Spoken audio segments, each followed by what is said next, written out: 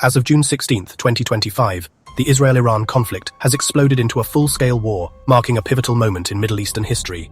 Today, I'm breaking down what's really happening, who's involved, and why it matters for everyone watching from afar.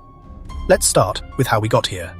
3 days ago, on June 13th, Israel launched what it called Operation Rising Lion, an air campaign targeting over 100 sites across Iran. These weren't random strikes.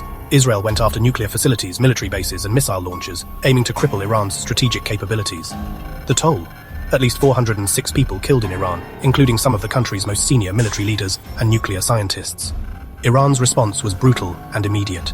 Under the banner of Operation True Promise III, Iran fired over 150 ballistic missiles and unleashed more than 100 drones on Israeli cities focusing on Tel Aviv and Haifa. These attacks left at least 24 Israelis dead and more than 700 injured, turning city skylines into war zones overnight. But the numbers only tell part of the story. The humanitarian fallout is staggering. In Tehran, panic swept through the streets as over 100,000 residents packed up and fled north, desperate to escape what felt like imminent disaster. Meanwhile, in Israel, civilians are living under the constant threat of missile fire, many forced to evacuate or hunker down in shelters as sirens blare day and night. With both countries digging in, the world's biggest powers are scrambling to respond.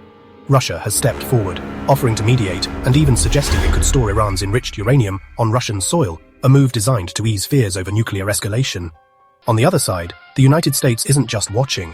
The USS Nimitz, a massive aircraft carrier, is now stationed in the region, a clear signal that Washington is ready to back Israel if things spiral further out of control. At the same time, European leaders are holding emergency meetings, desperately searching for a diplomatic way out. The political rhetoric has only added fuel to the fire. Israel's Prime Minister, Benjamin Netanyahu, floated the idea of targeting Iran's supreme leader, Ayatollah Ali Khamenei, as a way to end the conflict. But US President Donald Trump shot down that plan, urging Israel to show restraint and avoid an even bloodier escalation.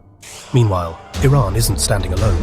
It's rallying its regional allies Hezbollah in Lebanon, Iraqi militias, and the Houthis in Yemen. These groups have ramped up attacks on Israeli positions, hitting Haifa port with missiles and launching drones at Israeli military sites. The war is spilling across borders, and the list of players keeps growing.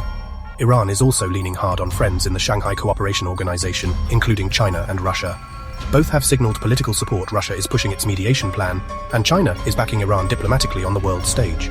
Israel, for its part, is deepening its ties with Western powers, especially the US, which is providing military assistance and public support for Israel's right to self-defense. But that's not all. Israel is also reaching out to the Balkans, strengthening relations with Serbia and Albania in a bid to isolate Iran diplomatically and widen its own network of allies.